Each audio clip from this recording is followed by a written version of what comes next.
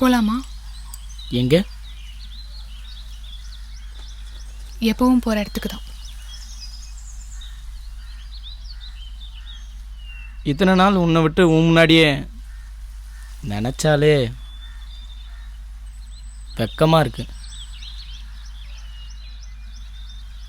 வெக்கம் எதுக்கு? நீ நினைச்சது கிடைச்சிருச்சுல்ல. உனக்கு என் மேலே கோவம் வரலையா? நீ செய்கிற வேலை உனக்கு தப்பாக தோணாத போது உன் மேலே பிரியமாக இருக்கவங்களுக்கும் தப்பாக தோணாது. இதில் கோவம் எதுக்கு? போகமாட்டேன், இனி போகமாட்டேன்.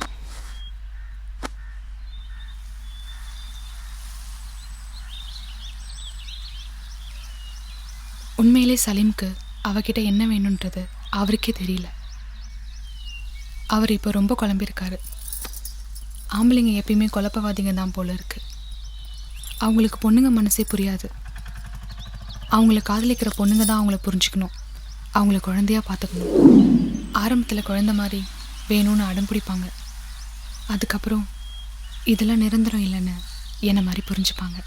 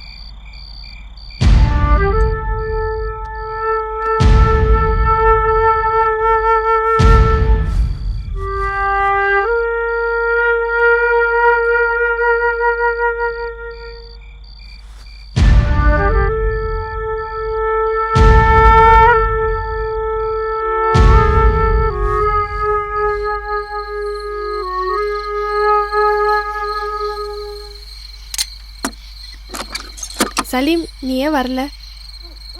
எனக்கு வர பிடிக்கல. என் மேலே அவ்வளோ வெறுப்பு வந்துருச்சா? நீ ஓவரா பண்ணா இப்படி தான் இருக்கும். அப்போ என்னை மறக்கணும்னு நினச்சிட்டல்ல? உன்னை ஆமாம் மறக்கணும்னு நினைக்கிறேன். இப்போ இருந்து உன்னை எனக்கு பிடிக்கல, சரியா?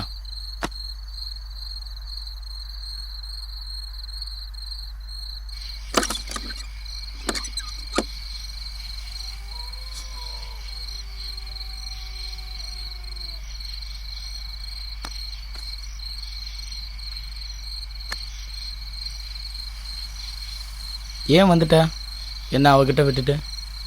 உன் மேலே அவளுக்கு அவ்வளோ இஷ்டம் இல்லைனா சொந்த பந்தங்களை விட்டுட்டு இந்த அர்த்தத்தில் அவையே உன்னை தேடி வரணும். எனக்கு அவள் தேவையில்லை. அவளுக்காக நீ பட்ட கஷ்டம் உனக்கு ஞாபகம் வரலையா?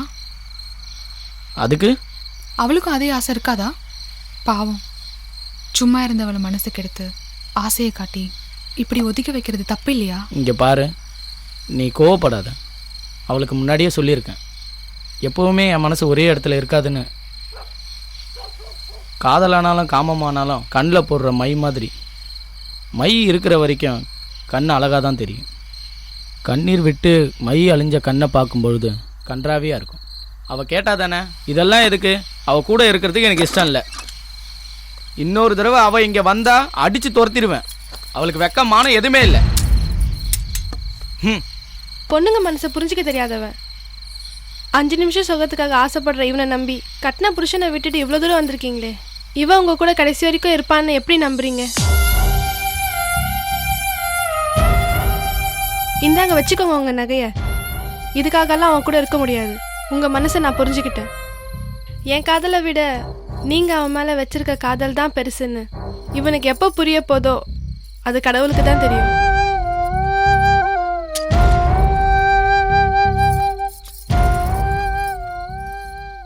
ஆம்பளைங்க எவ்வளோ கல்லஞ்சக்காரங்கன்னு சலீமை பார்த்ததுக்கு அப்புறம் தான் எனக்கு தெரிஞ்சுது. இப்போ சலீமுக்கு என் மேலே இருக்கிற பாசம் நிரந்தரமாக இருக்குமான்னு சந்தேகமாக இருக்குது. இல்லை எனக்கும் இதே மாதிரி நிலைமை வந்துருமோன்னு பயமாகவும் இருக்குது.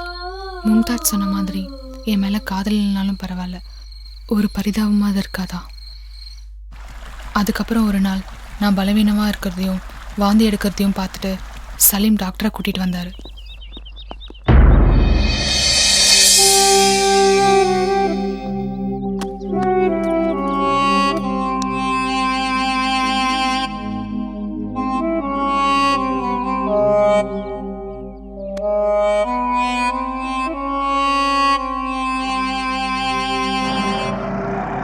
சலீம், கொஞ்சம் நிறுத்து. அவங்க கர்ப்பமாக இருக்காங்க.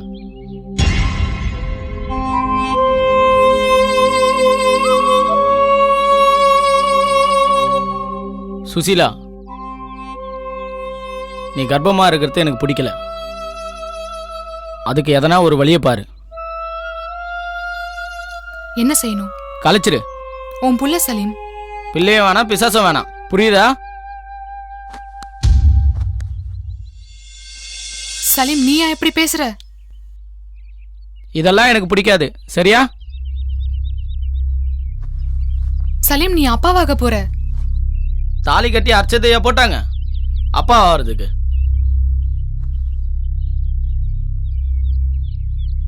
தாலி கட்டணும்னு அவசியம் இல்லை, அர்ச்சத்தை போடணும்னு அவசியம் இல்லை. உன் ரத்தத்துல இருந்து ஒரு சொட்டு தான்யா நீ அப்பா வரத்துக்கு. என் வயிற்றுல இருக்கிறது உன் குழந்தை சலீம். தூக்கி ஏறி. எனக்கு தேவை உன் அழகான உடம்பு மட்டும்தான், புரிஞ்சுக்க.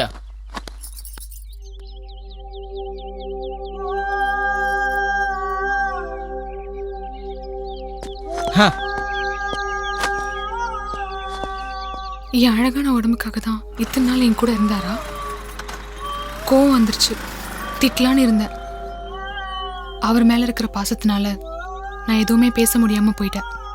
காதலை தேடி சலீமோட வந்தேன். ஆனா அவர் சொல்ற மாதிரி செய்யறதுக்கு எனக்கு பயம் வந்துருச்சு.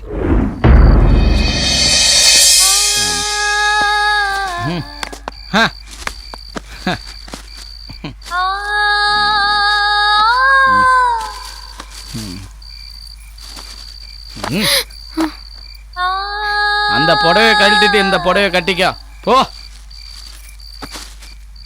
சலீம், நான் கட்டிட்டு இருக்கிறது உங்க அம்மா புடவை. சொல்றத கேளு. பா, போய் மாத்திட்டு வா. தூத்தரிக்கு போய் மாத்திட்டு வா.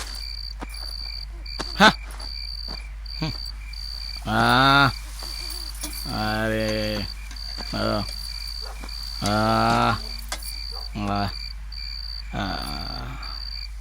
சீக்கிரம்.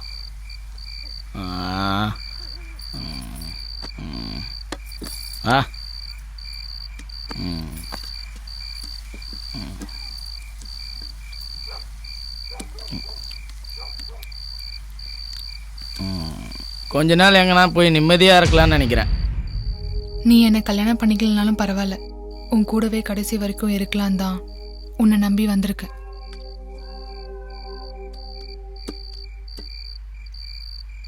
அன்னைக்கு எங்க மாமா சொல்லியும் நான் கேட்கல, மும்தாஜ் சொல்லியும் நான் கேட்கல. இதுதான் நீ எனக்கு கொடுக்குற தண்டனையா? போகாம இருக்கணும்னா நான் சொன்னதை செய், புரியுதா? நீ என்னை பொண்டாட்டியா ஏத்துக்கலனாலும் பரவாயில்ல, வயித்துல இருக்கிற புள்ளைய சாவடிக்கிற சண்டாளி இல்லைனா. அதுக்கு என்னப்பா?